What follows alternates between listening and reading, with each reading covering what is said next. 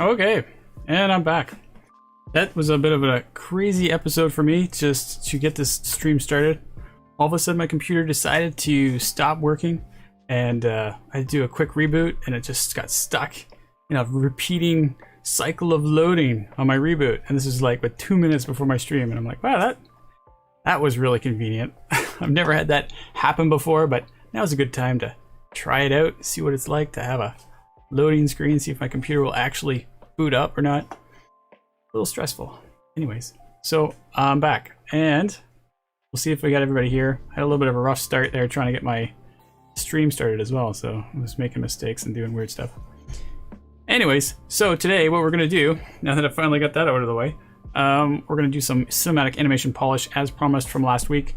We have a cinematic that we've already started, and we're going to try and do a little bit of, well, we're going to try to layer on as much polish as we can in our stream today. So we'll see how that goes. So I'm going to switch over to the desktop to get going here, and we've got ourselves back to our source control, and we're going to open up the cinematic. Basically, well, I guess what we should do is do a little preview since we got lots of time here. And as always, if anyone has anything they want to talk about or chat, feel free to bring it up. We're not really on a schedule here for like time management or anything, so just feel free to chat. But what I'm going to try to do is open up the editor, or that's what I want to do right now. So let's see if I can find the U project. There it is. And we'll get that going. Hopefully all my audios, everything's working out okay. Seems to be pulling out pretty good. So, whew, it's a bit stressful there. All of a sudden, I was like, I got this under control. And then all of a sudden, it's like my computer. The first thing I noticed was my webcam wasn't working. I'm like, that's weird. My webcam never usually does that. And then I'm like, oh, what's happening? And then I'm like, let's restart. And then, oh, it's not restarting. Okay, well, I guess to be fair, I could just very well go a little crazy on me. Just hear my stream. Hey, Gash is here. Sounds good. Excellent. Doing some animation polish. So we'll do a little preview where we're at. Actually, what we currently have is just go straight into gameplay. So where we have this gun firing, which makes sound effects and looks around and does cool things, but doesn't really shoot very accurately because it shoots way up in the air and stuff. So things to polish there. But what we decided today was to just say, well, let's just connect our cinematic back up together and try to put that into one piece just for a change of pace. So I'm going to go back to the level blueprint, if I can find it here, and we're going to see if we can that's basically it. Just connect the cinematic back up. It's already set up to auto start.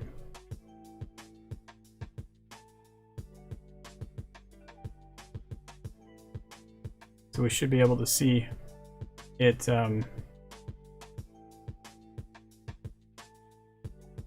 play the cinematic, which is just blocked out still, and go into gameplay. Would actually be really nice. I think what we need to do is some sort of good transition here where we go straight from a cinematic to I'm just standing here not doing anything. It would almost be like you'd want some in-game animation sequence to happen or something, and then you go into gameplay. I don't know. Something to think about. We're not going to worry about that right now, but it's, you know, we'll ponder on that, I guess. Figure out what we can do.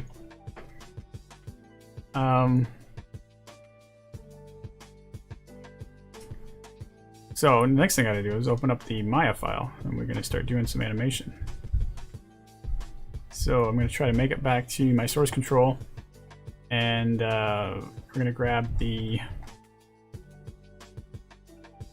oh, what is it now? Gun hold jump rock Maya file. That's got to be it. Check that out.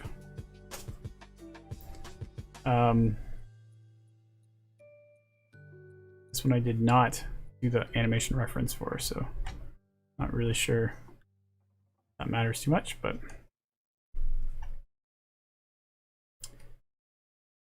oh, but the camera has been referenced.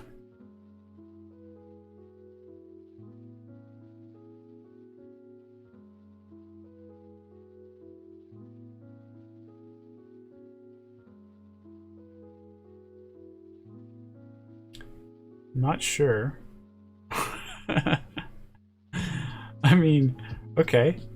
Based on what it's saying, there should be a camera export in here, but there isn't. So it's not finding it. Not sure why it disappeared. Also not sure whether I'm even using it, but I could create another one. It was just an export from the cinematic. Ignore my notification noises there. Actually, here I can mute my desktop there.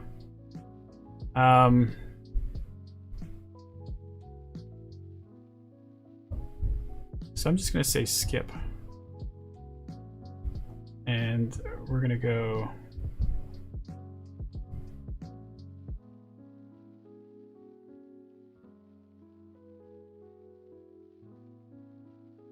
sorry, just contemplating some things here. Yep, this should be good. All right. Muting my desktop audio. I wonder what the consequences are. So here we go. We don't have our camera export anymore. It's too bad, because it's kind of cool. So maybe we'll put it back in again. Go to our cinematic. We just need the shot here. There was this cool option to export cinematics, which I forget how to do now. How did I do that?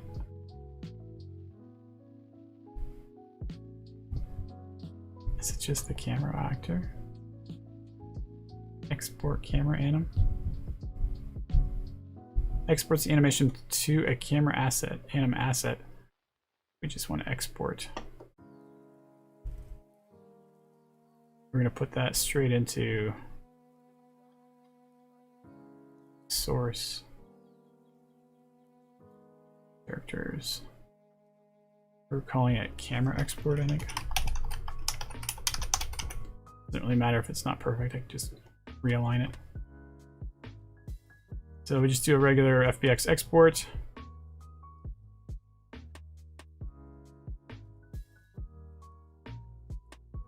See if we can reattach this.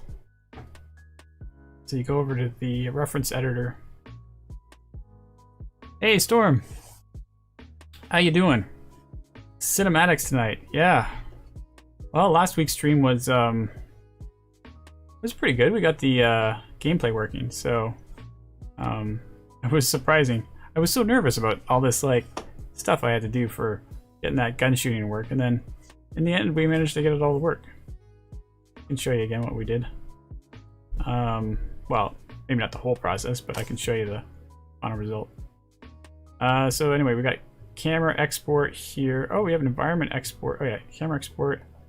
Let's go and replace reference.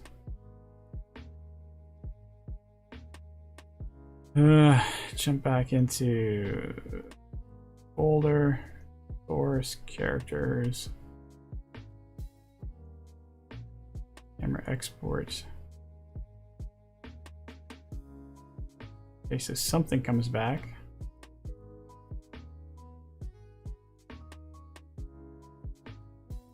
Yeah, it looks pretty good. Let's just back over to animation.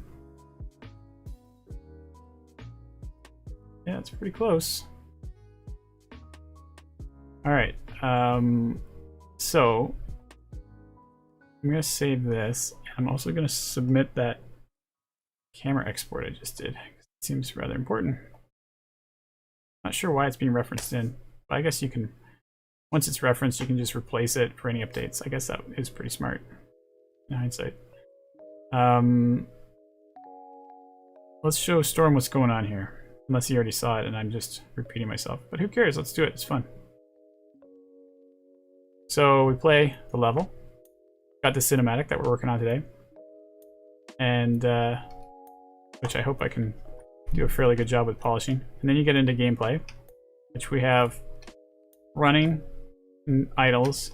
We have gunfire. And we have aim using the aim asset, so that came out pretty decent.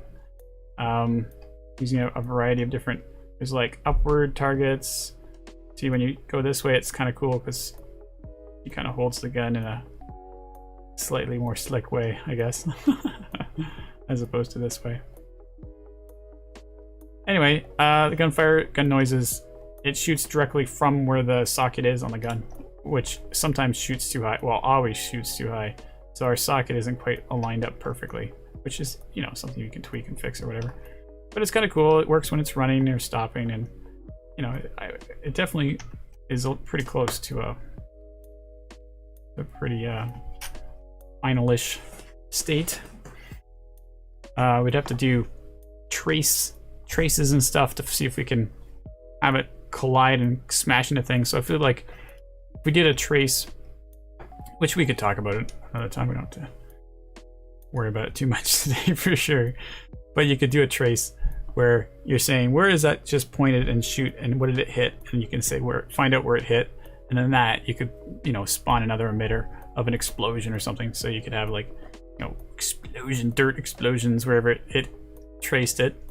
And then if you hit something that actually needed to collide, then you could add yeah, it looks good, thanks.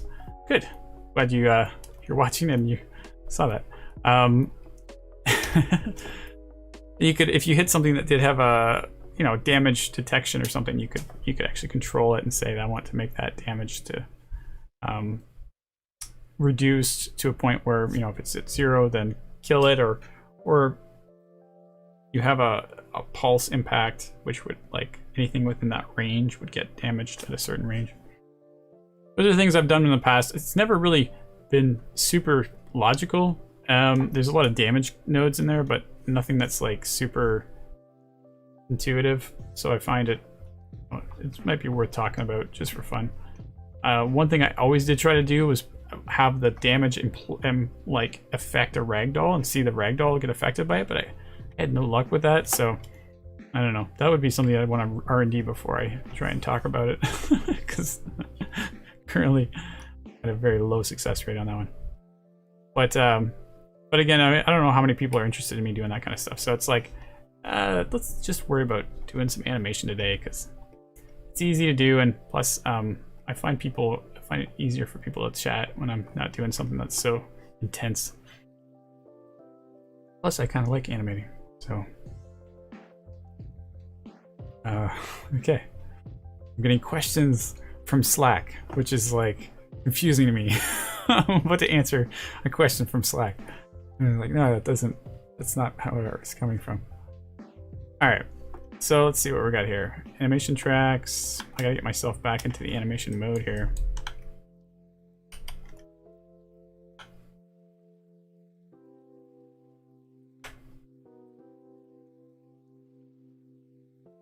So we're just blocking out the poses, and we've got sort of most of it laid out, but we could at this point continue to look at ways to add more poses.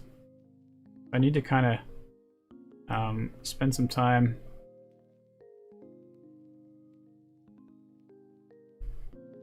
just taking a look at this here for a minute. Still have all that mesh issues that's going on.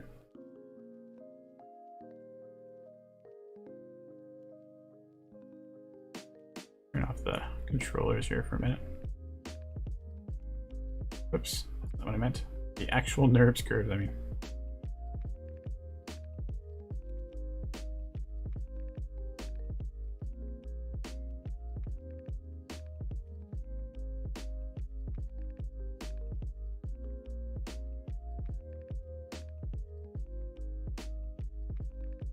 There is some interesting thoughts about, like, what are we gonna do after this cinematic's over? Like, where does it go from there?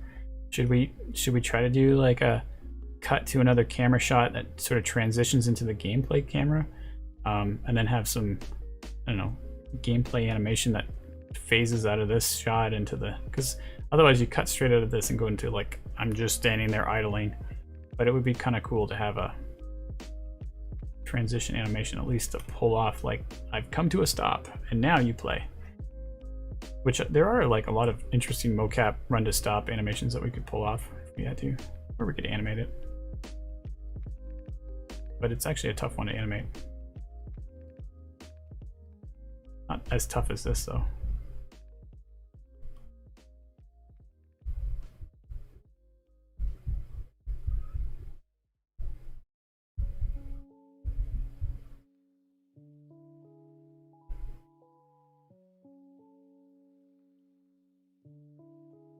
Well, let's just work on the beginning part here. Start piecing it together.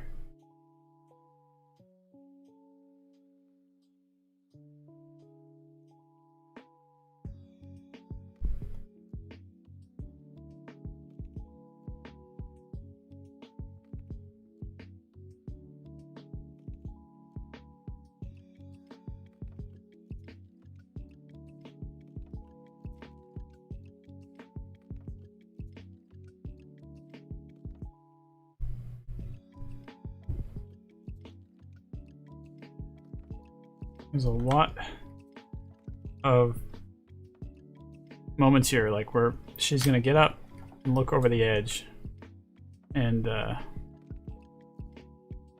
just the rising up and stopping and lifting the gun. It's a very complicated sequence right here. Like, not super complicated, but there's a lot of that subtlety that's happening. I should probably set up so that I can see my other camera here. So I'm not animating stuff that you can't see anyways.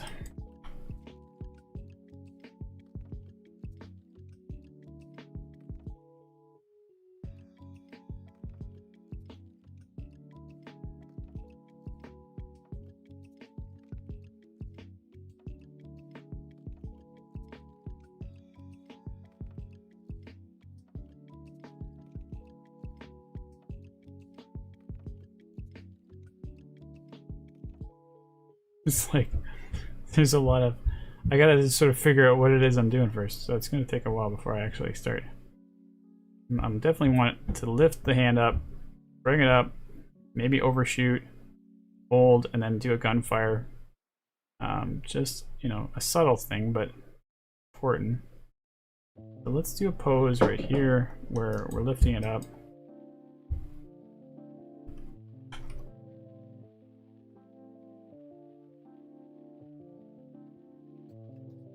Hands coming down.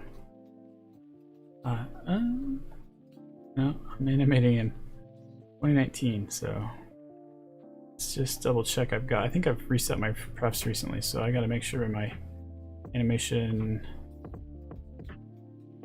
Ugh. My settings are always not working very well here. Clamped and stepped, or clamped and clamped, or stepped and clamped. Default out stepped. Okay.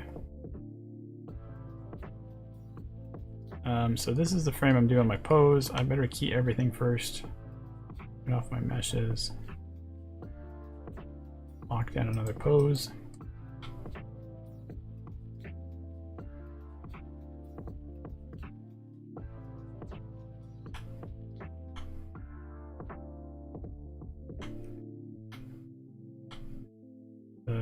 Lifting up the arm.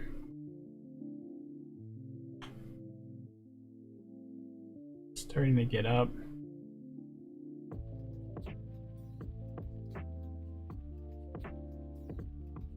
Lifting them back up. Maybe, depending on what my next pose is.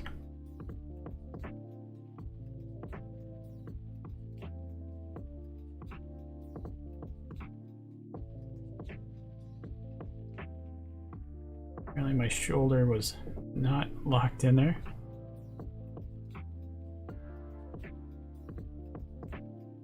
Step keys.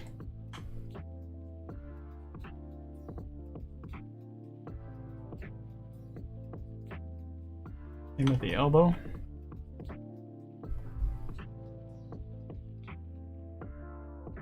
So my theory is the gun is really heavy, so you know, as she lifts up, body might come up, but the gun is still kind of taking a bit. It's a bit of work. And then lifts up, hop here. And maybe we can throw in the overshoot just to see how that looks. We'll lock that on frame down here. Do a bit of overshoot.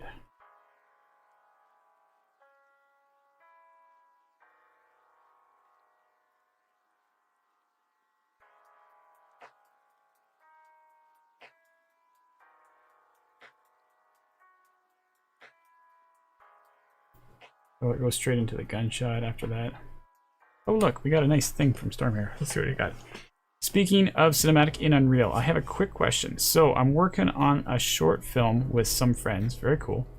And we decided to build it out in Unreal, but our characters are 2D vector animated in After Effects. Okay, we're working on figuring out if we can bring our character animations into video layers to animate in Unreal Sequencer. We figured there is too many character frames to use as a sprite workflow. We don't know if you've ever seen anything utilized in a method like this before. It's hilarious that you're asking me this question because there really is something I've seen done this way before. It's the whole, they're giving out all these free episodes from 3 out of 10 and they have a talk about it. So like, it's like exactly what you're talking about. Let's see if I can find this. So it's 3 out of 10 inside Unreal. There it is. So that's your Google search. And I've watched the resource for episode 1 just because I was curious. I think it was like somewhere in the Unreal launcher. And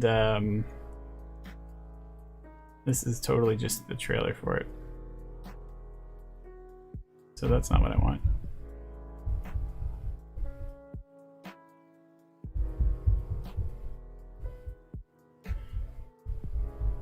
How do you do this thing? Where's the button that I was expecting to click on that would take me there?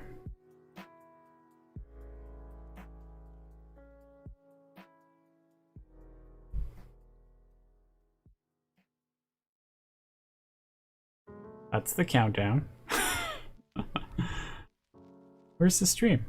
Why can't I do the stream? Is it here? Oh, this is it. Yeah, this is it. So they have a talk with the other developers, and like this Chris guy down here, he knows exactly what he's talking about. He's got it all figured out. He's the guy who set up how to do it in Sequencer using the character types. And I shouldn't take away the credit of the other guys. I just he just runs through, and you can see. I mean, to be fair, you're not going to be able to just look at this and go, "Oh, that's how you do it," because it's complicated. And they're talking about how they had to do a lot of engineering to make it so that it works well. But they are using, I think, mostly out-of-the-box tools from Sequencer, and I think what you might find most useful from this is they talk about ideas that they had that they decided not to do, or at least they kind of regretted doing, but that was only after doing lots of work on it and kind of realizing, you know, some of the limitations. So, in fact, I think it's this part right here. They're obviously doing face mouth shapes, and they wrote a special system that made it really easy. But they were saying that they used a flipbook, and I think that's what they said.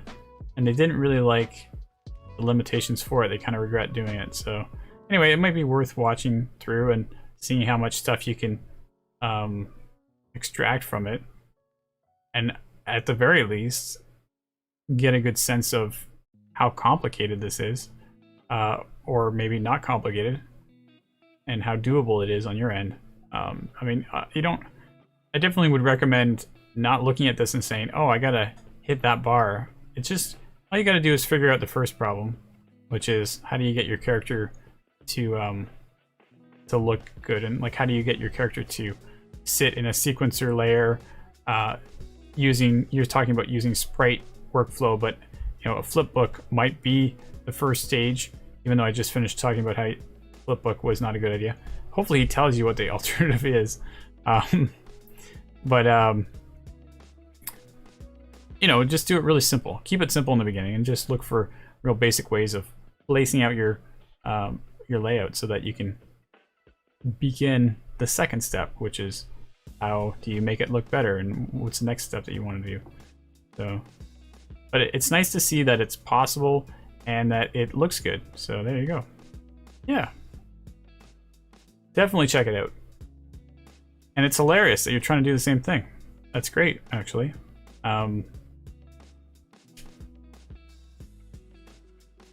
Obviously, it's a cool style. And those episodes are all free, by the way, so you can play the game. I played it with my 5-year-old, and for the most part, it's pretty safe for a 5-year-old. It's like, there's some parts that may be a little pushing the boundaries, but for the most part, it's actually kind of fun. And it's, you know, pretty heavily story-based, so you're watching the story, following along, and then all of a sudden you get to walk around, and it's like a point-and-click adventure sort of idea.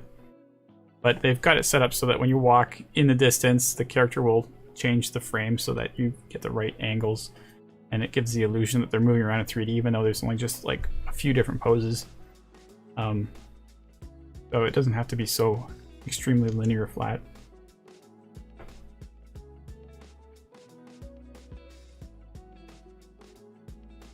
That was a fun question. All right. Back to what I was doing.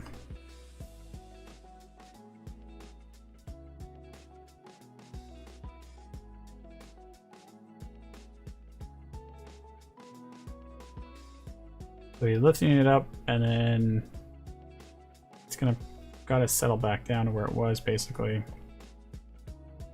before you fire. I'm gonna grab all these keys and just shuffle this around a bit here because we kind of want figure out what the timing is going to be like here. We're going to overshoot and then return, but you know, how long do you return before you want to settle, and then you want a little bit of a hesitation before the gunfire. Pop it in a little bit further.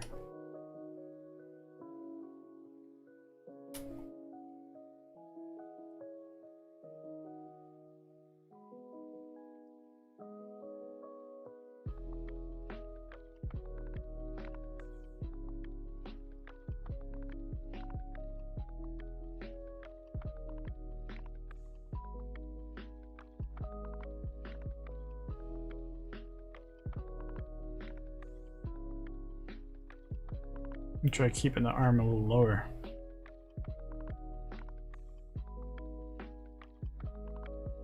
See if we can come up with a way to make this transition feel right.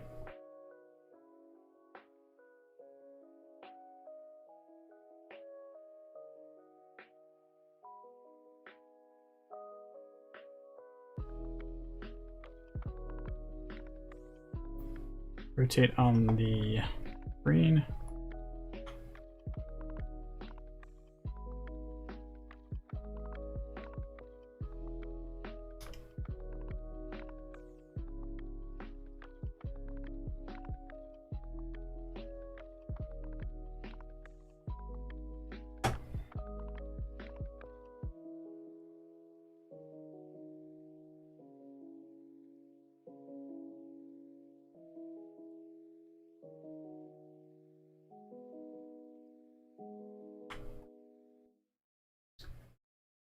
It's not looking the right.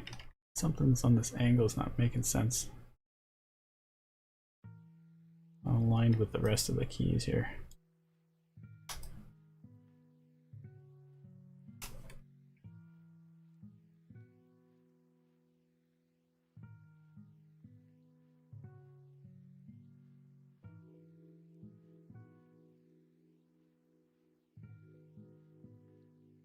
Okay, so that's the gunshot angle. This needs to be very similar to that. Oh, I see. It's because the whole arm comes in.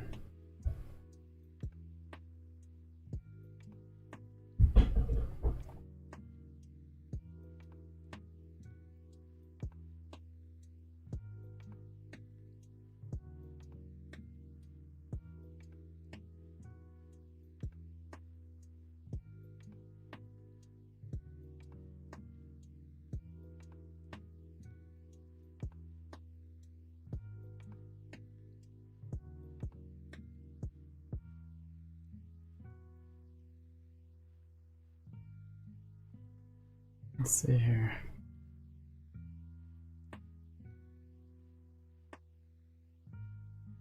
Definitely getting into an issue where I've got a lot of keys that are very similar. And it gets a lot harder when they're locked out.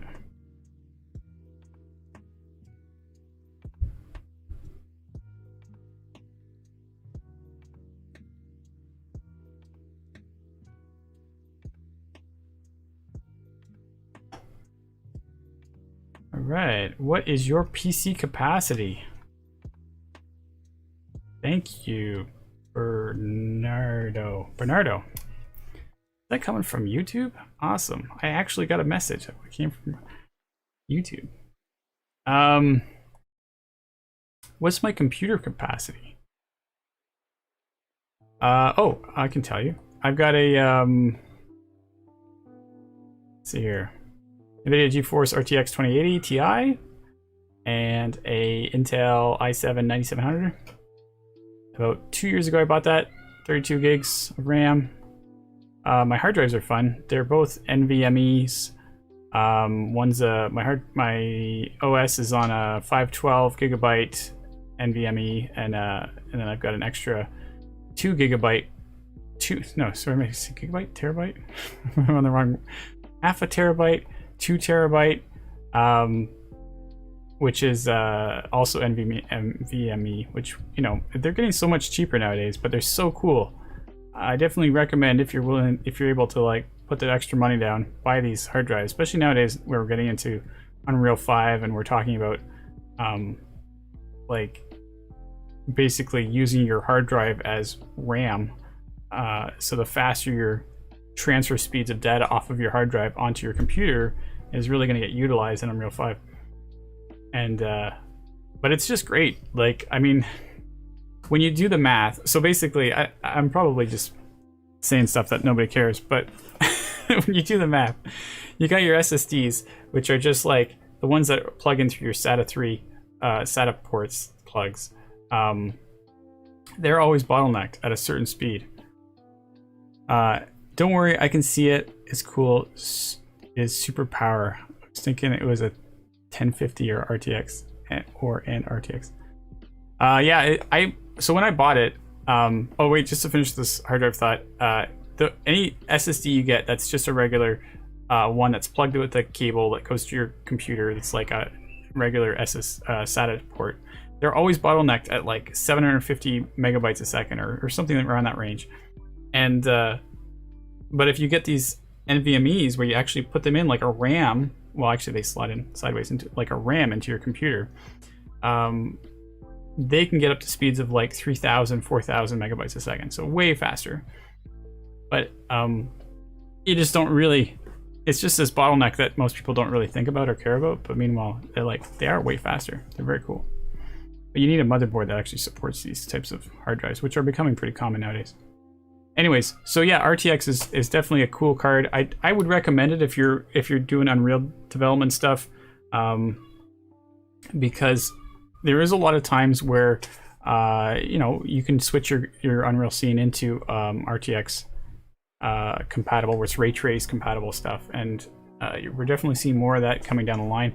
It doesn't really, I don't think, makes a big difference if you're just game playing. Like, you know, you can play with RTX or without it, and you probably get, you know, better results because the game was developed for non-RTX computers. You know, the past games, but as a developer yourself, I think it's very cool to try that out and see what you can do with it, and see where it's going to be in the future. And I think it'll pretty much be a standard anyways. It's not like you really you're going to choose not to do it, but I think it's a worthwhile investment if you are looking to pick. We're getting an i7 4770 and 635 NVIDIA. Oh wow, yeah, so that's a bit of a few years ago. For previous layout, but I'm thinking of an upgrade. 12 gigs of RAM. Yeah, no, I mean, you're definitely due for an upgrade, that's for sure. But depends on what you're working on. The nice thing about if you're animating in Maya, you can utilize the your memory, your extra memory. So even as an animator, you can justify 32 gigs of RAM because they have the, you know, I can't do it right now because I'm using using DG instead of parallel. But if I switch to parallel and evaluation, you can utilize your caching, which uses up a lot of your memory, and it basically allows you to scrub pretty quickly, even if it's a really complex scene. So there's advantages even for our animators to have big memory. It never used to be an issue, but now since they've implemented that feature, it's changed things a bit. But yeah, it depends on what you're working on. If you're working on Unreal, then yeah, for sure. Always, I think, you know, whenever I was working in the studios, it was always, you just kept getting the latest hardware all the time because you always wanted to be working with, you know, whatever the content. By the time the game gets to the consumer, you want to make sure that you've made it for the console or the hardware that supports their that they're probably working on.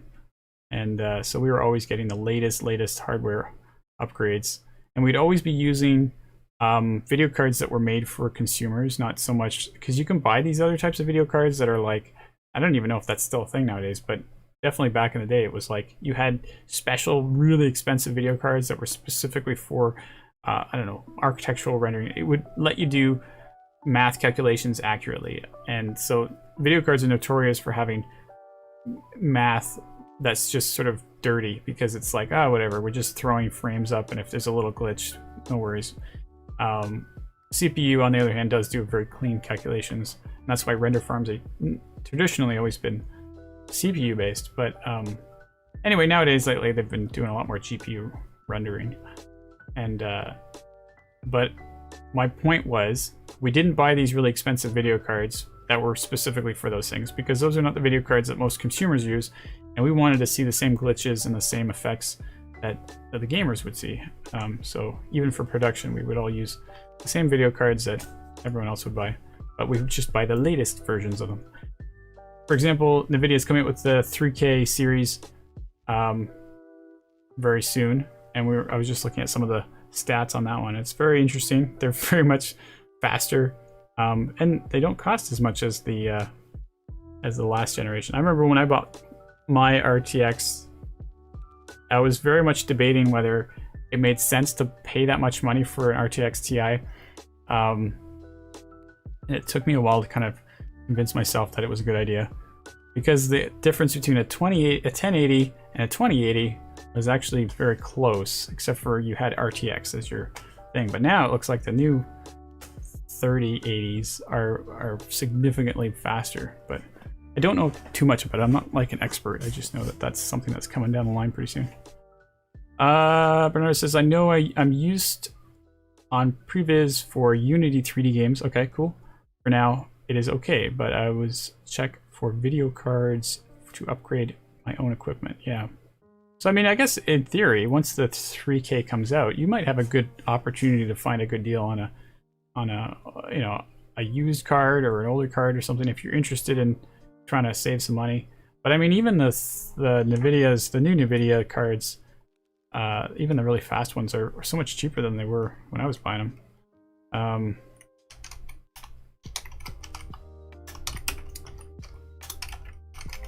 Let's see if we can do a search for this. Oh, look, it's my pre-clicked link that I used. So yeah, these are the 2K ones. So you have the RTX 2080 Ti, but it's the Titan that's the really expensive one. That one's like, it was way up beyond my budget of what I was willing to pay. And then they have the smaller series, which is, you know, even the 2060 is a pretty decent video card, and it has the RTX support. But the new ones, which I happen to know that there's a chart down here for it, you know, if you get the RTX 3090, I guess they don't call it Titan anymore. They're just calling it 3090s. It's a significantly faster video card than your 3080s. So, but the price tag is still pretty decent. I mean, that's expensive, but like the Titan was really expensive. So, and this is American dollars, but it's still like that's a pretty good price for a 3080. I don't know why they're not telling what the TL FOP is. I don't even really quite understand what the TL FOP is, but I just thought that was always the measurement core that everyone was using. Just to show how much I don't know about video cards, but I thought mine was at 12. So I would be kind of curious to see what these ones are at in comparison, but 21 obviously is significantly higher. But I don't even know. I could be all wrong about everything I just said there. But it's pretty cool. Oh, and check out the memory. It's like, where was it? 24 gigabytes of video memory. That's pretty awesome. I think mine has somewhere around 12 or something. I can't remember. Oh, and they support 8K. That's the new thing. I don't think 8K is really going to be all that amazing, but, you know, it'll support it. So if you ever have the opportunity to display something on an 8K TV, then there you go. But I honestly don't think you really can benefit unless you have like an 85-inch television. It's just, I don't think 8K is really gonna, you're not gonna even see it. You can barely even see the difference between 4K and regular HD. But memory is skyrocketing. And NASA computer, yeah. Yeah, exactly.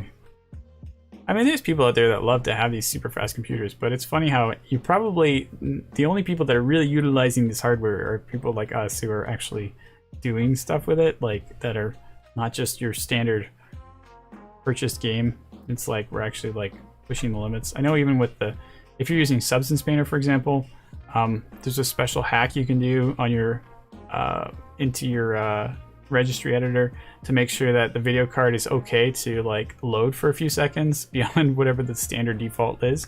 So you have to go in your registry and like manipulate the default window settings so that you can let it process and like sit on a frame for a while because you're doing a really high res render. I mean, that definitely is pushing your card. But I don't know. It is fun to keep track of this stuff.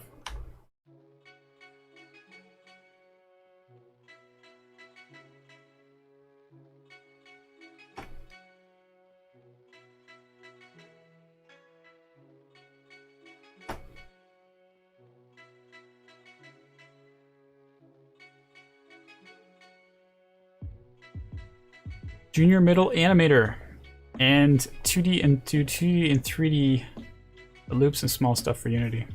It is kind of fun. I mean, I don't know what exactly it is that you're working on specifically, but you know, it's kind of cool that you're doing previs stuff anyways. Previs is definitely a thing nowadays. It's especially with working in Unreal, or I guess in your case Unity. Previs for film and just building stuff quickly to give you a visualization of what's going on. That's definitely a thing. I know there's like whole tutorials on the Unreal Academy about how to do previs, good workflows for prevising in Unreal, and you know, working with sequencer, building stuff out quickly, and giving you something to see.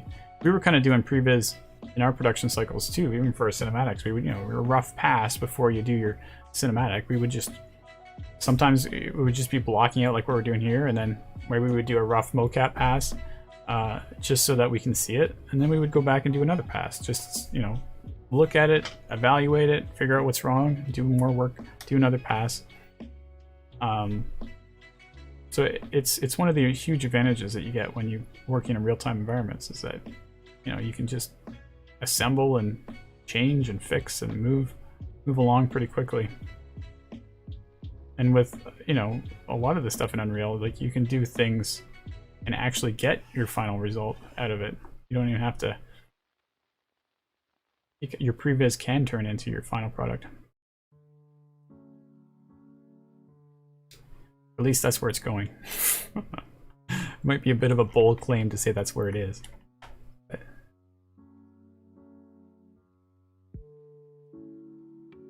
yeah, I know, and analyze the shot, and if it's right, or correct the thing. Yeah, exactly. Just getting a nice chance to see what you're doing, and let the directors kind of get a sense of where it's going with it. It is a huge thing. And the faster you work, the more stuff you get to put in for your previs.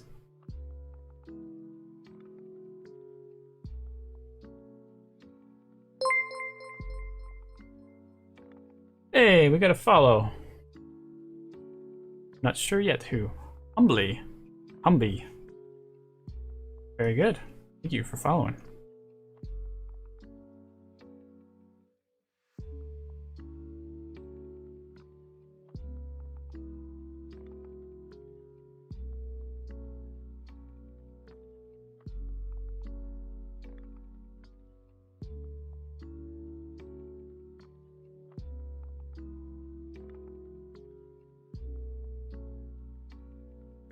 So what kind of cycles do you do? Are they run cycles or just like... So, oh, hey, we got another follow. And it's Bernardo.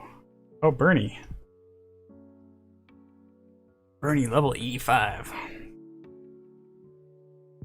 Thanks for... CG Spectrum thanks you for following.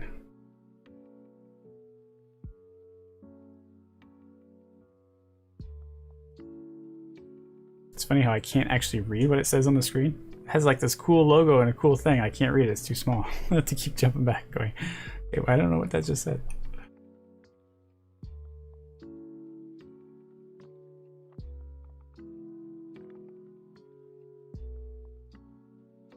Okay, so we're gonna try to get this, we got a little bit of pose here for the lift, and then, like, I don't know, I guess it's a bit of a follow through. Definitely getting some more keyframes in there. I need 3 monitors, yeah. Hey, that was you. Nice. Yeah.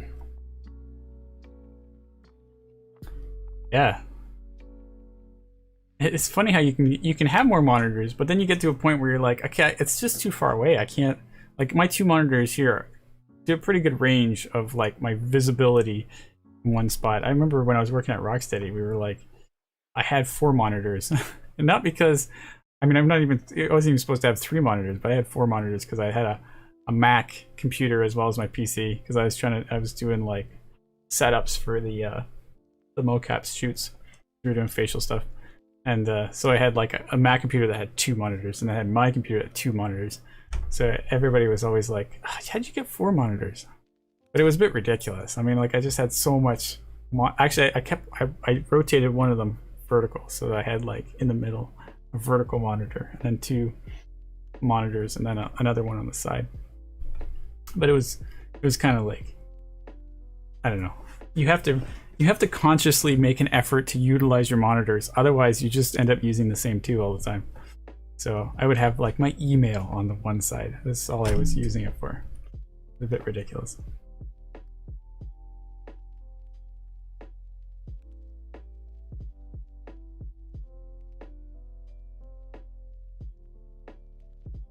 It did help that I was sitting right in front of the IT guys.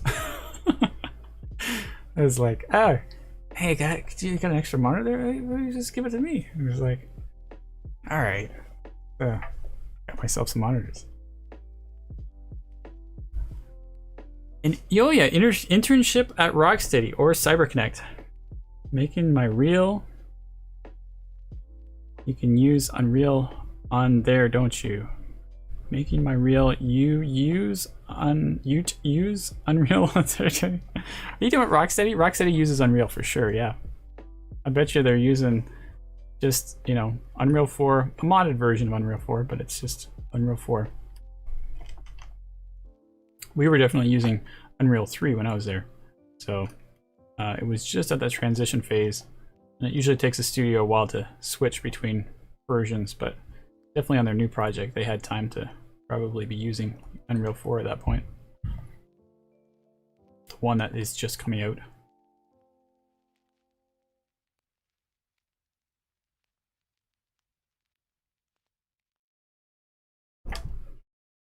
Rocksteady's looking for quite a few artists recently, actually. Not sure what that means, because whether they're trying to finish the project still, or whether they're already ramping up. When I got hired there, they were just finishing Arkham Asylum, and this was like before Arkham Asylum was even released, and I was getting my interview, and I'm like, I hear you guys are working on Batman games, and they're like, we can't talk anything about it. and then it released and it got really successful. And then I started like 2 months after it got released, or even just a month after actually, and it was really starting to blow up. And it was pretty exciting because I was just like, it's the new guy in the studio, and it was like all these things were happening. They're getting bought up by Warner Brothers, and it was kind of exciting. But I really didn't have anything to do with Arkham Asylum. It was really just, we were just getting started on Arkham City, and that was when I got brought in. Oh, you're in Mexico. I was actually going to ask you whether you're in England, because it seemed like Rocksteady is a very specific request. Quarantine. They won't let me fly over. Yes, that's a new problem that I'm not familiar with in terms of actually experiencing it. I'm a 3D artist, but more for low poly for previs. Yeah. Well, that's cool that you're getting previs work in Mexico. I really have no idea how popular that is in Mexico, but I mean, you're pretty close to LA, so, and a lot of American companies in Texas and stuff. So I bet you probably makes sense. I don't know if you would like to live in England. I would say stay in Mexico. It's nice and warm and stuff. That was my biggest problem with England, was I couldn't take the cold. I mean, I could if I had to, but we were like, let's go back to Canada, have some kids. It's funny that I'm talking about going back to Canada where it's warm. It doesn't make any sense, I know, but in theory, it is warmer in here in the summer. The problem with England is it doesn't get any warmer. Like, it stays sort of at the same temperature. Although this summer apparently they've gotten a lot of hot days, but your summers are always like just a little. You get like a weekend of summer, and then that was over. So in Canada we get 3 months. Well, at least in southern Ontario we get 3 months of summer, which is pretty good, and then it starts to cool off. But so we get more winter than summer, I would say. But winter's not so bad either. I kind of like the snow. Cool. And I actually kind of like living in Canada. I think that's really also the bonus. Canada's a pretty good country to live in. So cold is good. You can cover yourself when it's cold. This is so true. When it's hot, you can walk in a swimsuit and still sweat. This is a very wise and noble statement there. And I have heard it before, but I totally agree. Bernardo, my plans is to try and go to England or Canada, even Japan, where the frontier is open. Oh yeah, when you can travel again. I would say, I mean, I really don't know much about how hard it is to get out of Mexico, but Canada is actually looking for talented people. So, you might actually have a chance. But yeah, it's going to be tough during the lockdown. And I don't know. I think your best bet is to probably find some remote work, more so than, because your living costs, if you can get some remote work that's coming from the US or Canada. And they don't do that very often, but it would be an amazing deal if you could get that to work. I know a lot of the times when you see like remote work in Canada, they do say you have to live in Canada, and that's just because of tax purposes, and we get subsidies if you pay for people that are Canadian in Canada and stuff. So often you'll see that connection. Plus, it's good because if you ever do come back online, it's easy to get you to go back to the studio while you're still in the country. It's very complicated to get people to move out of country because it's all these visas and stuff. It takes a few months to get that sorted out.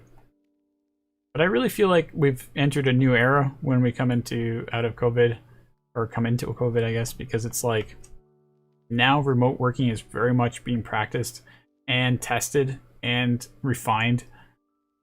And I think we're going to start to see what works and what doesn't work. And the stuff that does work is probably never going to go back to the old way, because it's got to be more cost efficient. And I mean, I never really liked the whole idea of going to studios. I mean, studio environment's awesome and it's fun, but I don't know. The commute is the worst part, and usually the studios are located in places that are really hard to live in. Like Rocksteady's right downtown London, England. Ubisoft Toronto is like right in the core of, well, very close to the core of Toronto. It's very expensive and hard to live there. So a lot of people I know who work at Rocksteady or so at Ubisoft have to commute for like 2 hours to get to the studio. I mean, that's 2 hours, 4 hours a day. That's insane. Are you okay? So right now you're working remote. Is that what you're doing? I'm a remote worker, delivery low poly models. I don't have an issue to move on to another country. Oh, okay. I don't have an issue. So you would still want to move to another country even though you're working remote. I can leave under desk on Rock. I can live under the desk in Rocksteady. Can I just live here under this desk? Yeah.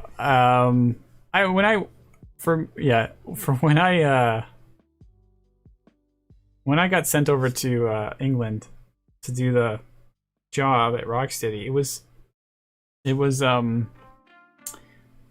I had to be senior.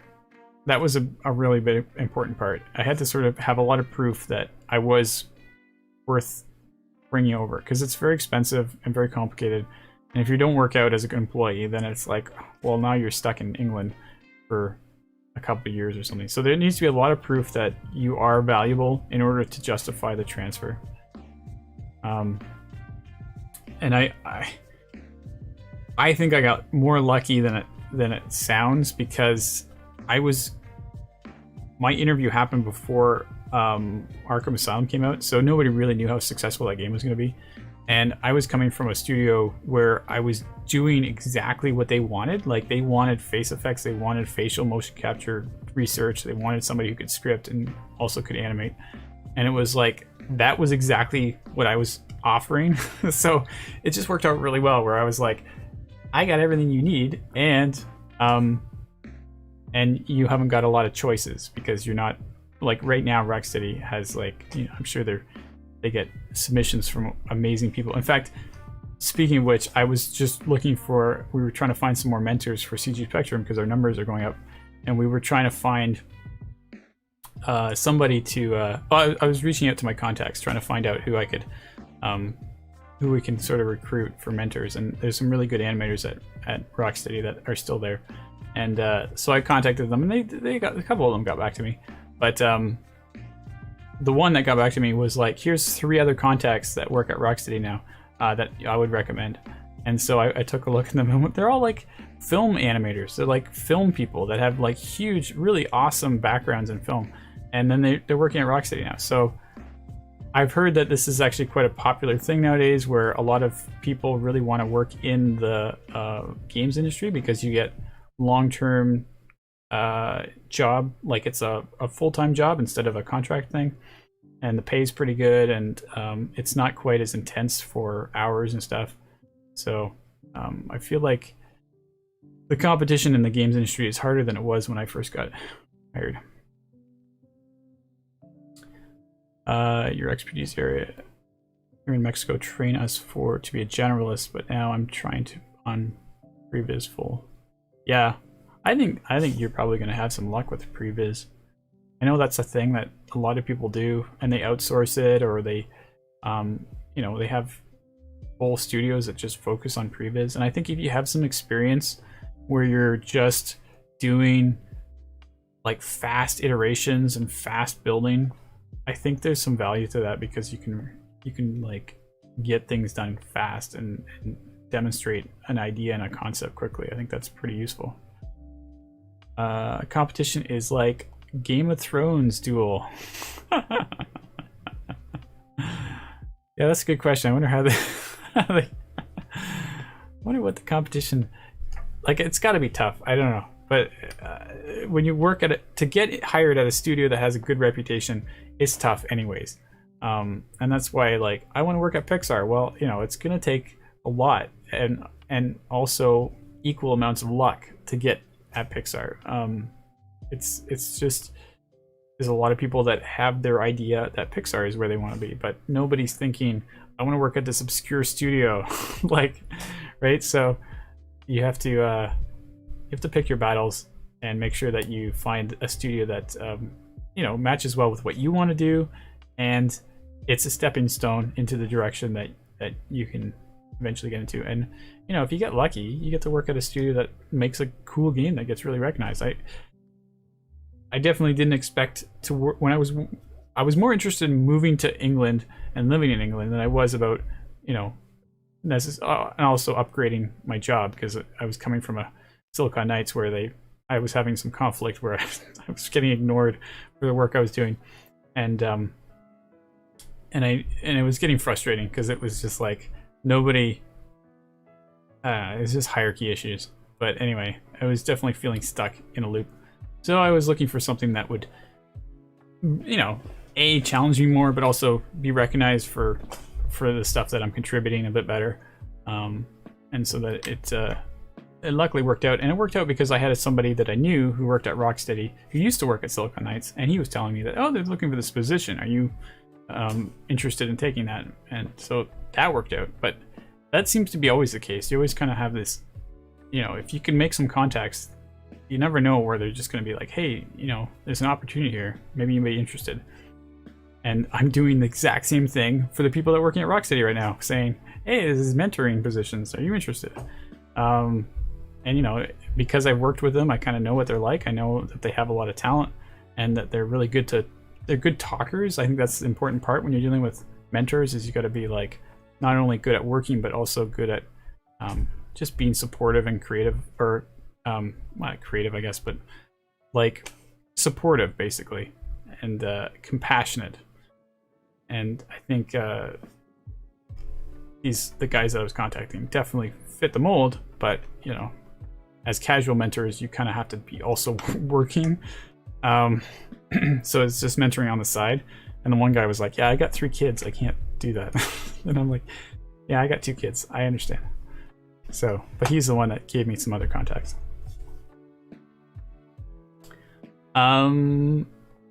Yeah, I know there's a lot of studios over there. I'm more interested in moving out of Mexico, even if it is cool to live here, but nothing to work on a studio and do what you like. Yeah, and I understand that too, for sure.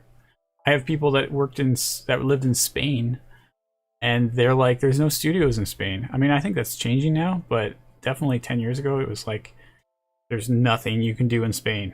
there's nothing. So everybody was trying to get out of there. Or Italy is the same problem. It's like, there's lots of European countries that are probably the same thing. But I know people, one of the students I've had recently was like, yeah, there's no studios in Italy. I want to get out of here and find something that I can work on. And so it's tough. You got to kind of get yourself a reputation without having a studio that you can work at. It's really difficult. How good do you have to be to get a job as a gameplay animator? It's really got to do with the studio that you're working for. Gameplay animation is definitely not for everybody, and I think that's why it's a little different of a competition. Like, you're gonna get people that are like, I really want to work on Pixar films, I don't want to work on game cycles. So you don't have to compete with those people. So it's just it's more of a tighter field, which might be to your advantage for sure, especially if you're not applying to a really well-known studio like Naughty Dog or something where it's like, yeah, that's going to be really tough. But if you can find somebody who's looking for work that needs a gameplay animator, then you got to, as long as your reel is focused towards gameplay and you have advantages like I live nearby, which is a really important one, I think your chances are better than you might realize. Is it better or be a beta tester game to enter and then upgrade? I get to what you're saying. So, yeah, to be a quality assurance guy, QA guy, and then use that as your in to find jobs. It's definitely a common thing that people try to do, and I have seen it work for a lot of people, but they usually take game design. That's usually the crossover. And it makes sense. Game design or designer work is very similar to what a QA does, except for they're not really, QA is not really making decisions. They're more like troubleshooting problems. But if you're really good at troubleshooting problems and solving them, then that's makes you a very good game designer, because that's a big part of the job. Is, you know, some people are building the game and the concept, and then you have to implement it and make sure it works. So that's my understanding, anyways. Although I'm not a game designer, so I'm not really going to tell you that that's how it should be, because I have no idea. I'm a technical animator.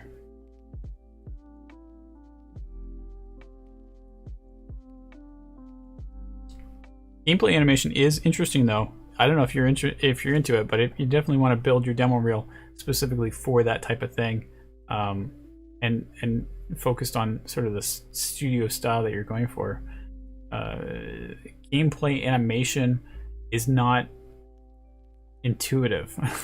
Like, until you've really worked at doing gameplay animation, you don't really realize how much of it is useful, how much of it is totally useless, and how much you have to sacrifice in order for it to look good on a camera. Like, gameplay is what drives your animation, so you can't do all the fancy anticipations and stuff. You have to just get to the point and make it happen.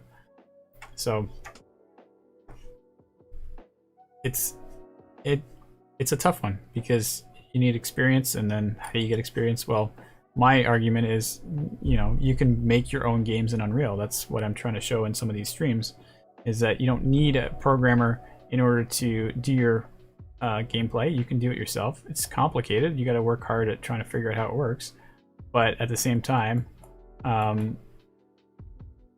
it's possible, and you can make cool stuff too. But it's not for everybody. Yeah. You always have to be outside of your comfort zone, I find. But, you know, I'm a technical animator, so that's pretty standard for me. But I think that's good for everybody, advice-wise. You always got to kind of just say, you know, yeah, this isn't my area of expertise, or I'm not very comfortable in this area, but I'd really like to figure out how this works, and let's figure it out. So you work hard and figure it out.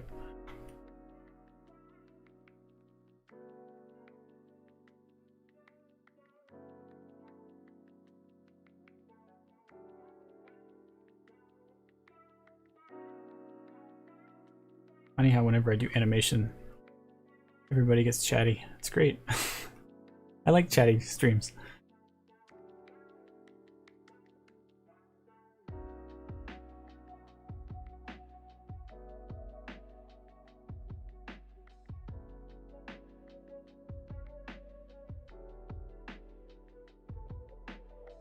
You think VR is going to be the boom in this year? I think a lot of people thought VR was going to be the boom, and they're sorely disappointed it wasn't. I like it. I'm a proponent of it. I think the worst part about it is that you're so isolated when you're doing it. You can't have that nice, friendly, family, like, social element to it. It's just I'm experiencing this by myself. It's like, I think that's really the sticky point for me, anyways. Because if it was something that we could all enjoy together, I feel like it would be much easier to justify buying it. You know, an $800 device. And I think that's why, like, the Wii is so successful and stuff, because it's got that nice social element.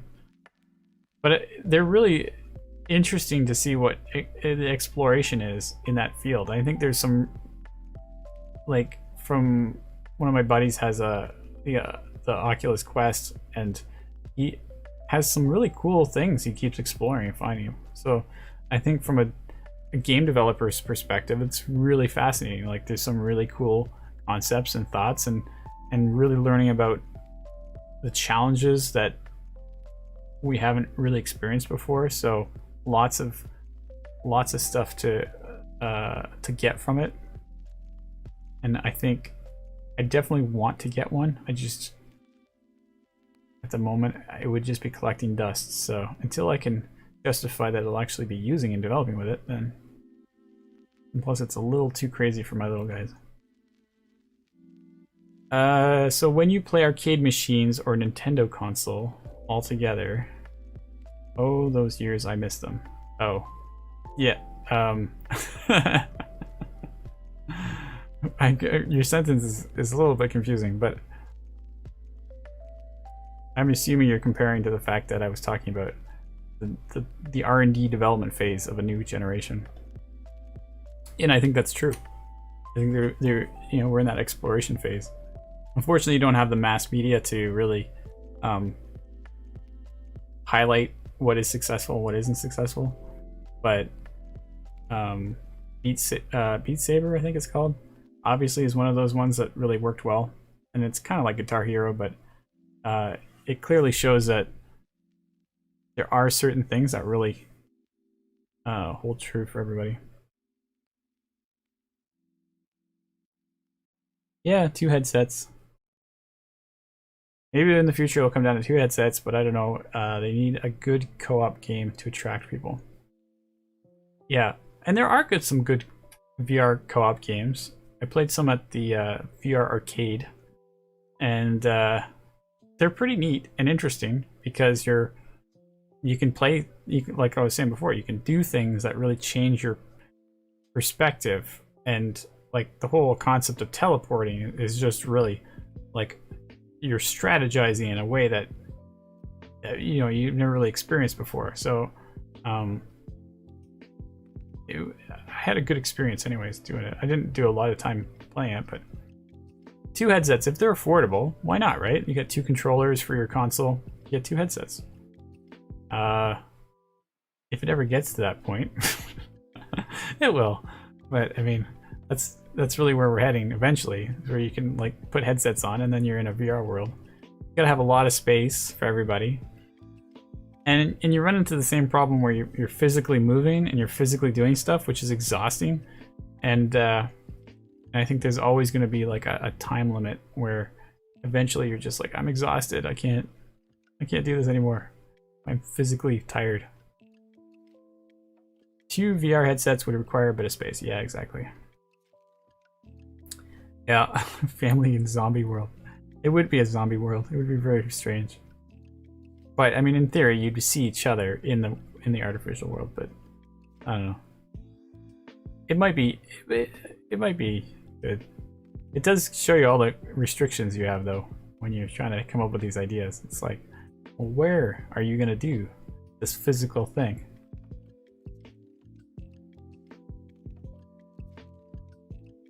Yeah, and I mean, especially like for people that their costs are much harder to achieve. Like if you're hitting like $800 US dollar price range, I mean, if you're an American, maybe you can justify it, but if you're somebody like that's just not a cost that you're willing to cough up, then you know, it's a whole different debate.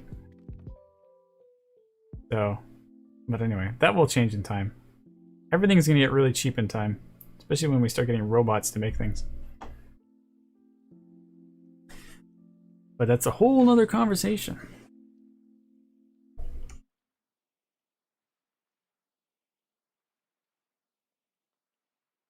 There was something cool I was going to talk about VR and I forgot what it was.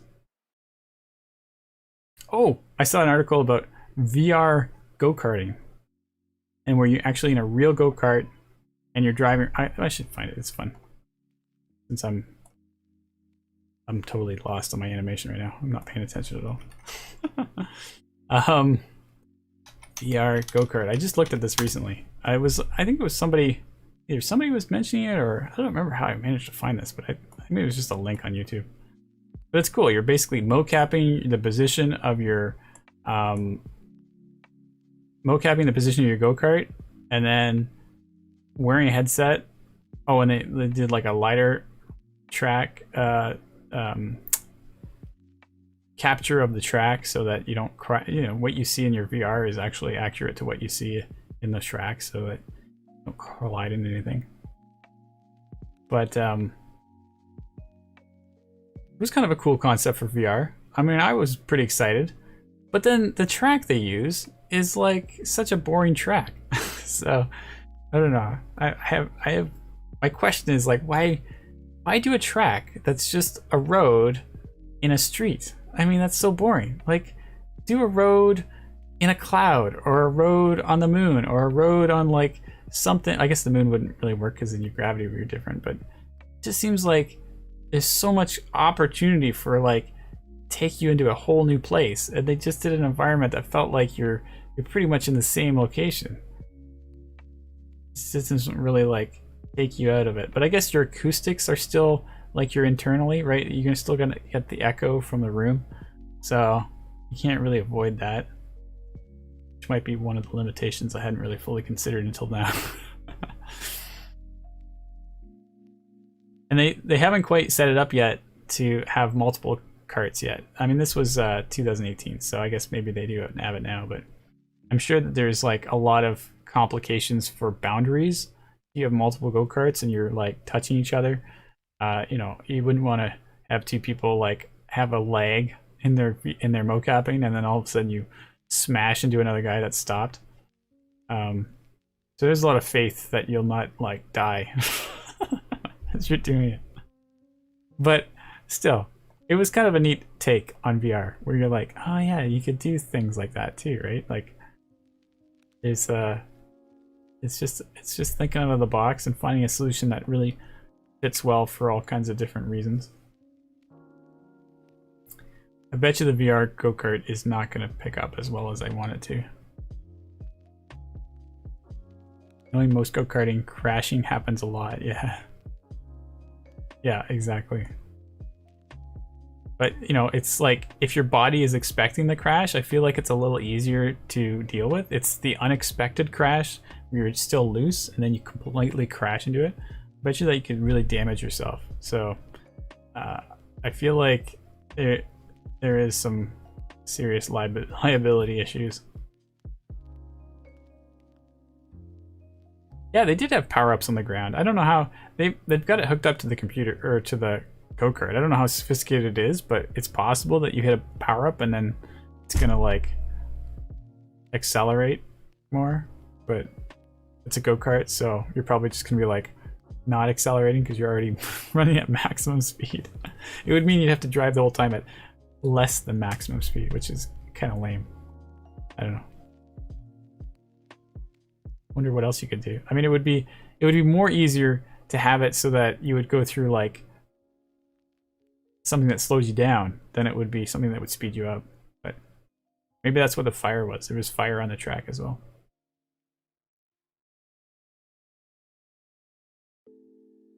Anyway, I do find it interesting. I like those ideas. It makes me like go, ah, man, that'd be so much fun to sit there and try and figure that out and already it.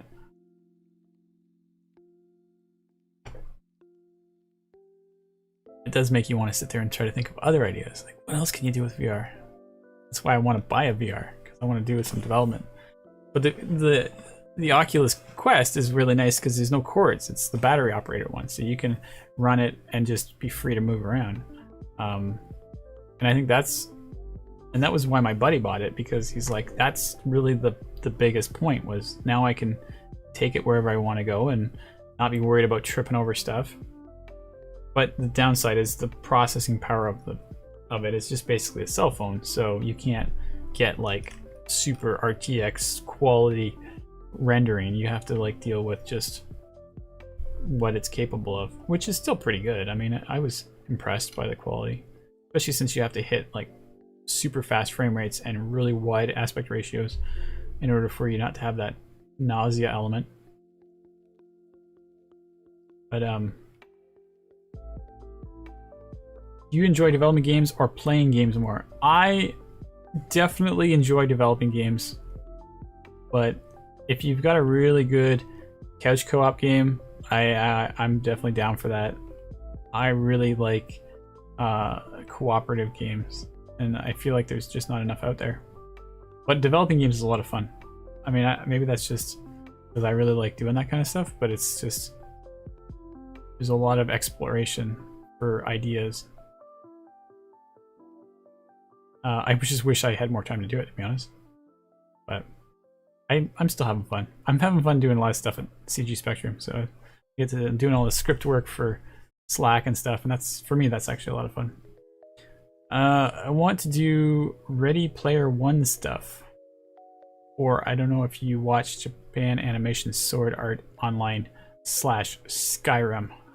Wow. Sword Art Online Skyrim. Is that like fighting, or like they're just making art on Skyrim? And Ready Player One stuff, is that like where you're floating around in a dome shooting each other? I think we are far bit from that. Anti-gravity. Something that we haven't made yet.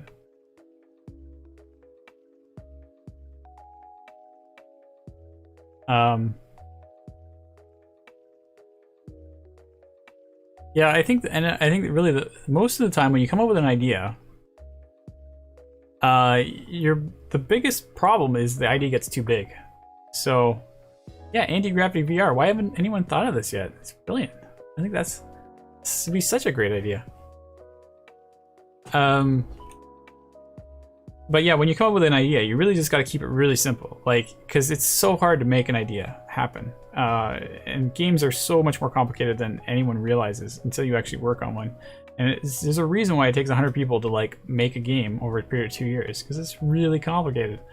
So whenever you come up with an idea that you're gonna try to achieve, make sure it's like super simple, like really basic, and just get that working. And then when you get that working, it's like, okay, what needs to happen next? Like, where do we want to go from here? Otherwise, you'll never finish it. 50/50 sword art raises good things. 50% 50? What does that mean? Sword art raises good things on VR thing. But it is like Skyrim if you analyze it. I gotta do a search here. What is it? It's 50? Is that what it's called? Like, how do I find this thing?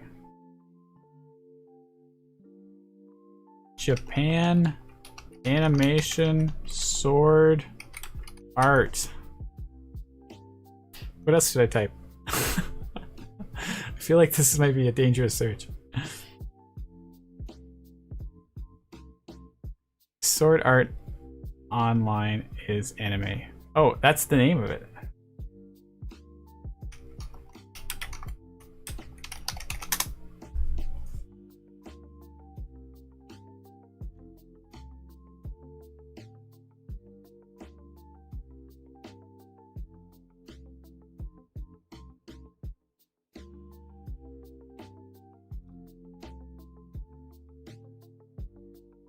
It's interesting that there is definitely a thing happening here for sure.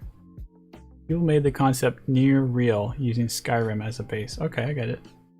But yeah, but is also a VR game with VR headsets and motion capturing. Okay, so we can watch the gameplay for this, right?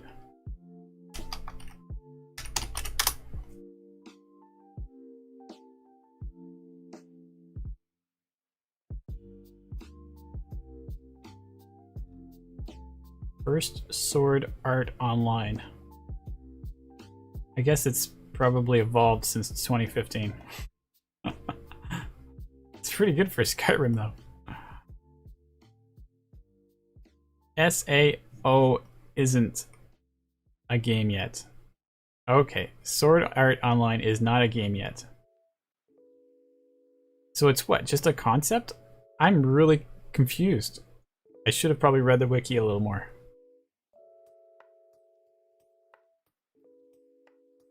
Let's jump back here. Japanese illustrated. It's a story.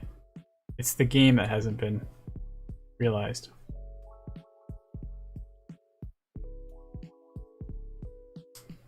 It's an RPG game Sayo is an animated show. Okay, gotcha.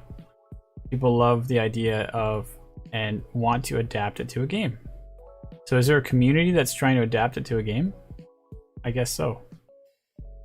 Battle gameplay trailer. Oh, the PlayStation. They obviously really want this to be a thing.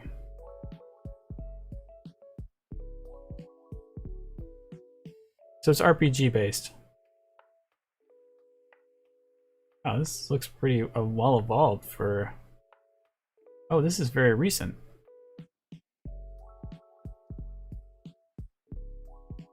In this anime, they use a kind of headset to get into this fantasy MMO. Okay. First come the manga, then come the animation, and then the PS4 game.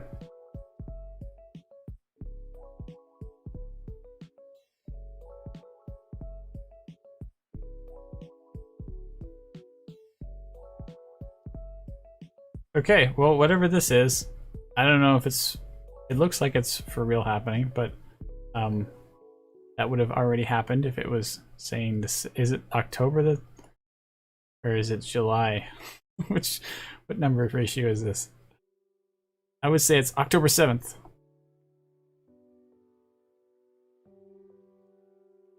Ah, okay, it's a third-person RPG, but it's not the VR. Adapted from the game. Alright, well, I am learning. It's interesting because I've never heard of it before, and if I had heard of, well, SAO, but also Sword Art Online, I would not have thought game. I would have thought it's Sword Art Online, because that's what it says. But I get it now.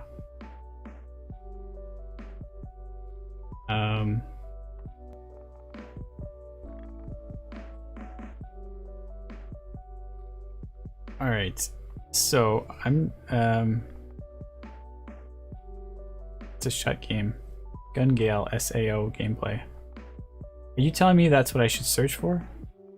Gun Gale? Is that a thing?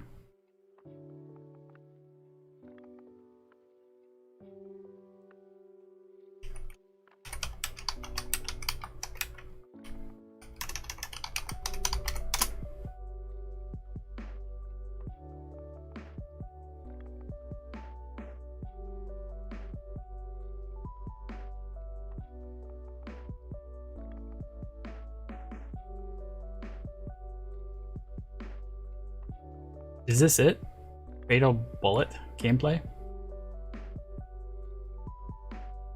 I just want to get a sense of what's going on. Oh, look, they got toon shaders on it.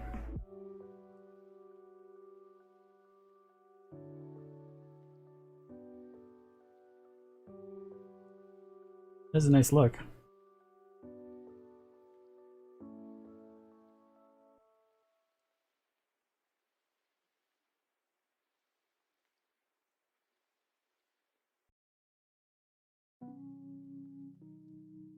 These games are so generic, what a disappointment. Well, at least you admit it. I must admit, I feel like it's like just Final Fantasy, but I'm like, it's cool. I mean, there's got to be something there that you're really inspired by, but I'm not really quite getting it based on my 3 seconds of appreciating it.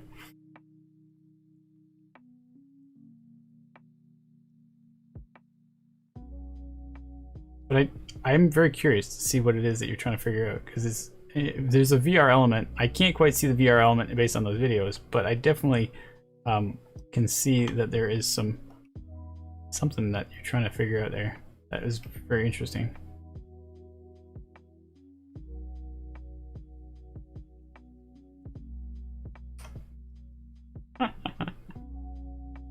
There is none in those videos, right? With based on what I searched, you mean?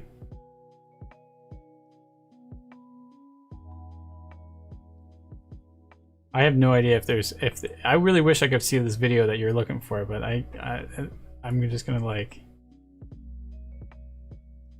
Here's Fatal Bullet. I mean, I must admit the characters look nice, and the background environment fits well. So.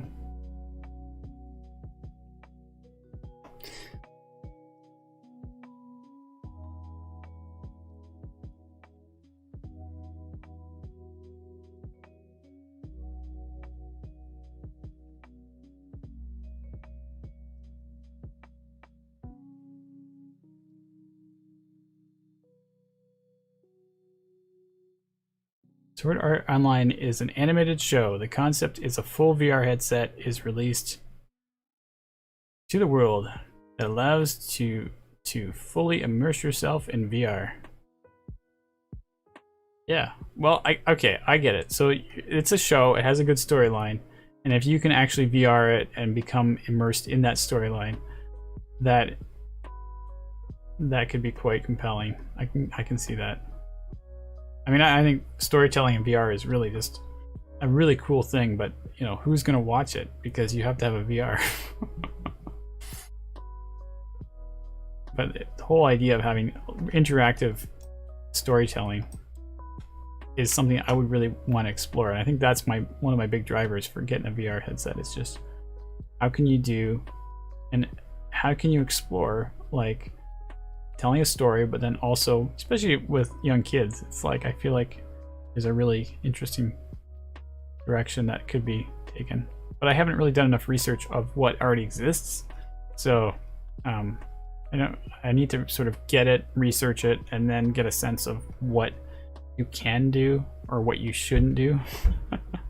Because I do hear that technology isn't real, but we can dream.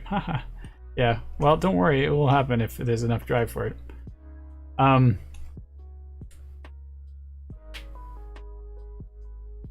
They are in develop Hurry maybe? I put a link of that. Harry? Did you? There's a link? I don't see any link.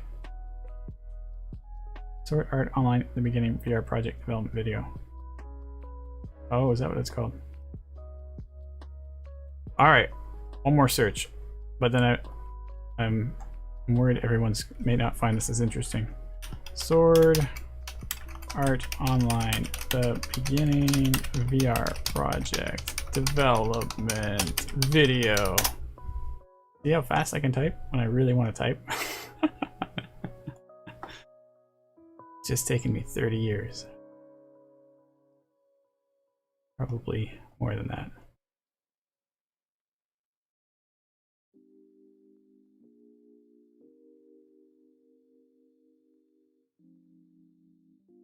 So what they're talking about here is the beginning of the VR project development and the concept and what they want to try to portray.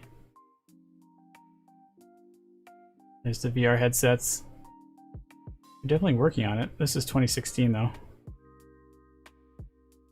Oh, there's some footage there. You're in a marketplace. See, in 2016, they had such a different perspective of what VR was about, though. It's like, you really got to be like, oh, it's through IBM. I get it. That's where they're getting their funding from. There's just so much we've learned and made mistakes about doing since 2016. And specifically on like dealing with nausea issues, but also what I was trying to say before was one of the things I was reading about early on when they were doing the storytelling for VR is that when you tell a story in VR, you can't control the shot like you can in a traditional film. Like you don't get to say how big your frame is and how you're going to fill it in. You're just the person standing there like a stage, and you have to like somehow say, hey, look over here, because this is what we're going to try to do before they miss it, because if they're looking the wrong way and you just did your performance over here, they're not even going to see it happening. So it's all about like directing the person and grabbing their attention and pulling them in and then letting them experience whatever it is you're trying to talk about. So it's a whole different thought process of how to do it. And I think that's what I find so interesting, is because it's like you can really, if you can find a good trick or a good strategy to bring people through the storyline, it could be really, well, it definitely could add something that people have never experienced before, which I think is the real motivation. But also, you could really find a path that nobody's really thought about and really start to explore something that would be brand new, which I think is what's interesting. But it's, I kind of feel like what I got to do is do more research and find out what people have done, because I bet you this has been explored quite thoroughly already. And I'm just sort of like sitting here thinking, oh, I suppose it would be a tricky thing to do.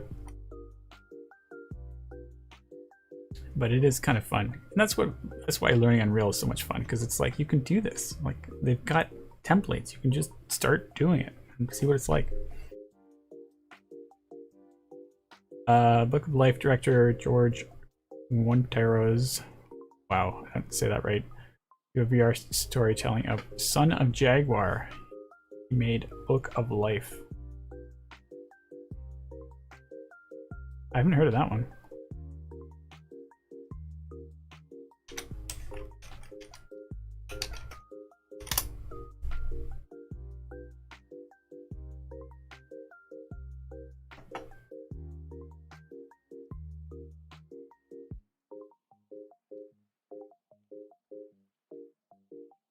That's a good example of how you've got candles telling you which way to look. Look this way. Don't look the other way.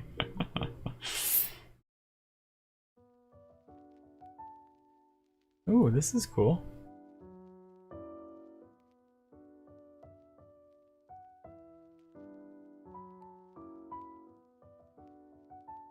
Oh, I'm supposed to actually VR it right now.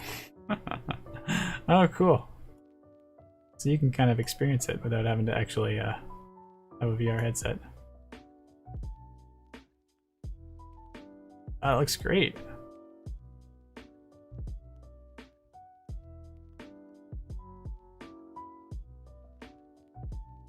Interesting that the floor keeps changing its location. Guess they're changing the camera angles.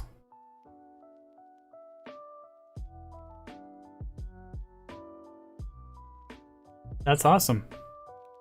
Definitely worth taking some time to watch it. 10 minutes, 9 minutes.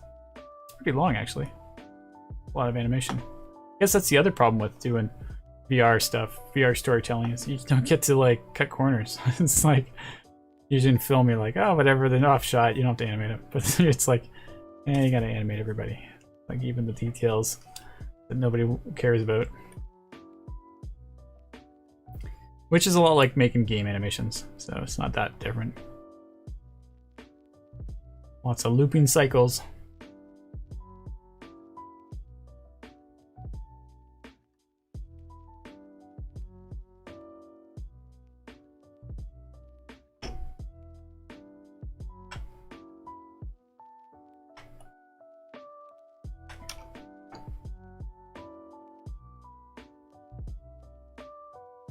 I'm definitely going to watch that Jaguar one afterwards.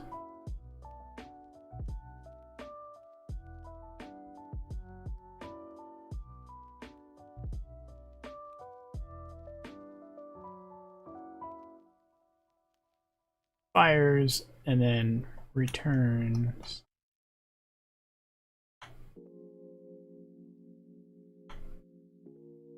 But it is cool how animation is upgrade. Yeah, like you're talking about. It's an experience, an improved experience from what we've been able to do in the past. And I think how you need more money to upgrade your equipment. Hey, nice full circle on the conversation. I like how you did that. Is that called a callback or something? Nice. Yes, so you need to upgrade to your 3,000 NVIDIA cards to get the VR so that you can watch it. Actually, I bet you there is a good argument for 8K on VR supportable. That might actually be a good argument that I hadn't considered before.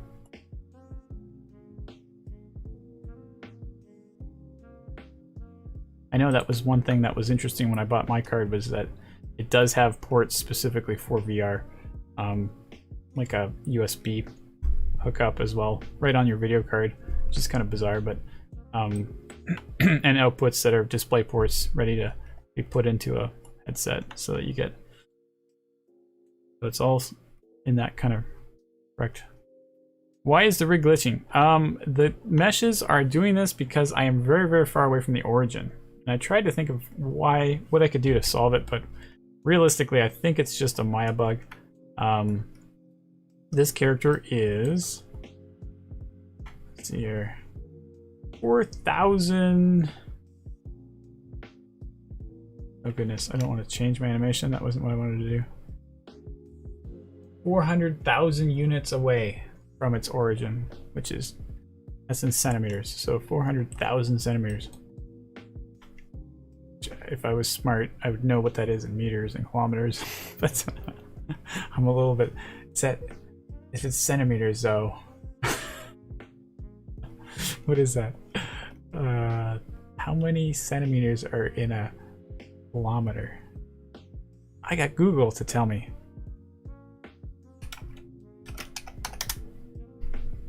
There is 100,000 centimeters in a kilometer. There you go. So that's 4 kilometers away from the origin. That was actually kind of interesting to find out.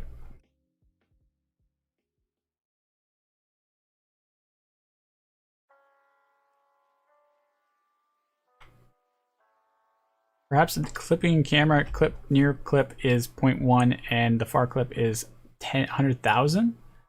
Yeah, I mean, I know what you're talking about. It's possible that this was an issue. It did actually mess with it, and it doesn't really matter because technically the clipping plane I wouldn't be able to see anything if it was really influenced. What's even more interesting is why is it not a problem down here on this camera? So I don't know. Maybe if I delete the perspective camera and recreate it, it would work. I really don't understand why this one is all messed up.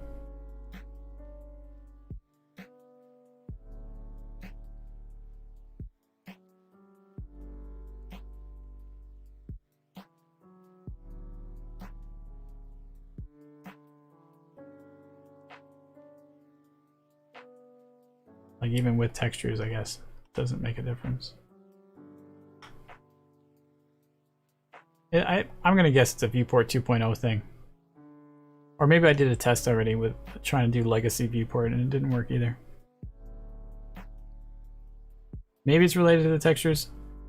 Remember always to save. Hey, that's a really good point. I had forgotten to save, so of course I haven't really been doing that much work in the last hour. But you're right, I should save. You're very good. Thank you. Let me also submit what I got here.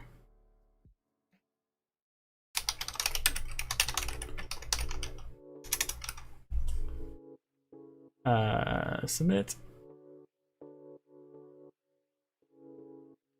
And then maybe it's related to textures. Yeah, I mean, I kind of thought maybe it was related to textures too, but it doesn't really make any sense why this camera export is not having the same problem. I think it's got to do with... Oh no, that's not even true. I was gonna say how close you are to the mesh. But anyway, if I could come up with a way to make it look less obvious, I would, but it wasn't broken when I had it near the origin, and then as soon as I moved it out here, it all started to look weird, so I have a feeling it's related to the... What's up with me not seeing the right properties here for the thing? Oh, I had the wrong window open. Far clip, near clip plane. I mean, if I made this 200,000, or maybe, what is it gonna be? A million? Does actually make a slightly visible difference, but really my far clip plane is based on where my camera is, so I mean it could be a much smaller number and it would probably work just fine as well. Maybe not that small, but 1,000, and then if I back up it'll hit the far clip plane, but I mean it doesn't really make a difference for perspective here.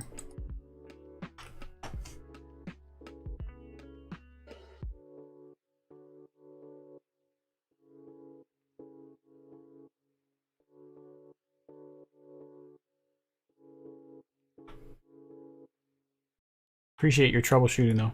It was nice to have somebody throwing some ideas out there.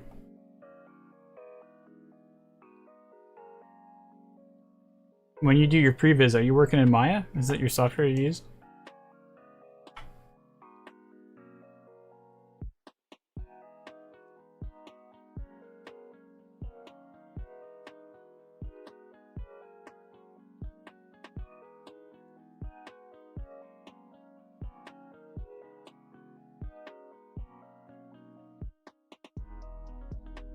My question has been lost into the void.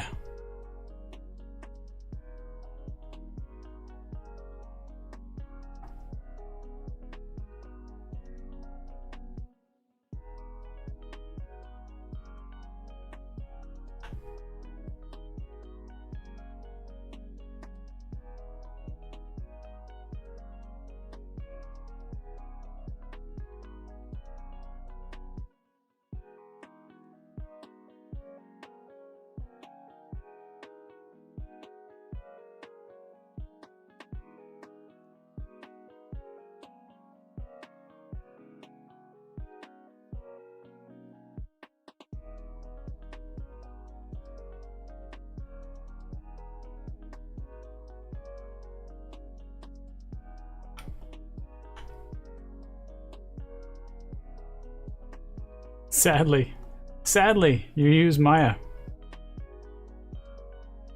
That's funny.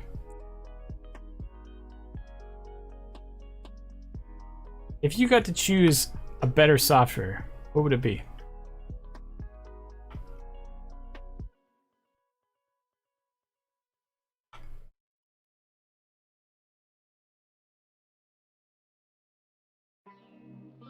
I'm wondering if you're gonna say Blender. Most of the time we've been using, like in the industry, I usually been using 3D Max as the tool, and then we went to Rocksteady. We're using Motion Builder, and I think Motion Builder is pretty effective when you're working with motion capture and stuff. It's pretty cool, and there's definitely some elements that are not good in Maya, but Adam has said Blender. There we go. Somebody jumped in.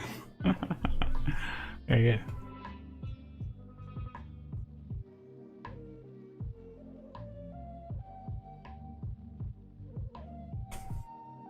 No, it's the other guy that said that would work with Previs. Oh, sorry, Smith.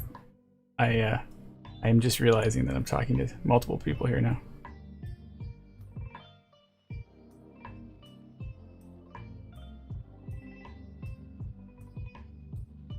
Maybe the video card, it is over 9,000. 90,000. Are you saying it's my video card? Actually, I mean, it's very realistic. It could be my video card. I have seen things like this before with video cards. I think if you go to the settings though, is there ways that you can switch it to like...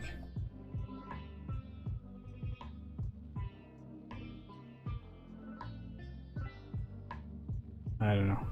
Sometimes you can switch it to like different versions of DirectX or something. Check the PC if it is no with smoke. Yeah. No, it doesn't. This doesn't make my computer work very hard. Doing my animation stuff, it's pretty basic. Which is good. Sometimes we have animation rigs and they're really like heavy, but Maya, what's funny is Maya is really bad at doing like efficient frame rate speeds, and it wasn't, you know, they added the caching system now, but in the past it's always been like you could barely get a rig to play in real time, and then you would go to Unreal and it would be like, this is ridiculous, like why are we having so much trouble with this low poly rig? So there's a lot of efficiency has to be put in just to get a real-time playback speed in Maya. Even though you might have a computer that should easily be running 200 frames a second, it's like it's just barely hitting 24, and that's pretty normal. So, and I think that has something to do with like legacy issues with Maya and all this stuff. So it's a complicated world where Maya wants everything to be reverse compatible. So it's like you can't really take huge steps of like change without breaking a lot of stuff in studios and things.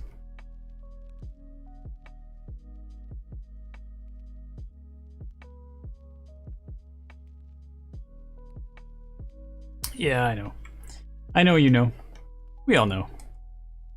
It's unfortunate, but you know, it's, as an animator, you can kind of still do your job and it's not too bad. But there is a whole conversation about doing rigging in Unreal and doing your animation in Unreal, and that's something that I don't know when it starts to become realistic, like it already is at a point where we could probably R&D it. But I think if we ever get to a point where it seems like it's, you know, it comes out of beta or something, I definitely would try to adopt that as like a realistic pipeline, because I think there's some really exciting frontier on that area of just, you know, abandon the third-party animation control altogether and just go straight into the editor and do your animation there. But there's going to be a long haul. It's not going to be like, oh, it works great. It's going to be like, oh, I really wish I could like do this. But you know, I think it's cool. It might be the future if they keep it going pretty good. All right, it is now 9, or for top of the hour for whoever time zone we're talking about here. So I'm going to wrap it up. I didn't do nearly as much animation as I was expecting, but I do appreciate that we got to talk a lot, so that's fun. It's been a while since we've had nice conversations on the stream, because I'm usually too busy trying to make stuff, I guess. But I'll see. Maybe I'll be able to put some more work into this offline and put together a bit of a, like, you know, some progress, so I don't feel like we're starting where we left off today, or where we started today, I mean. And so that we can actually feel like we're getting somewhere. But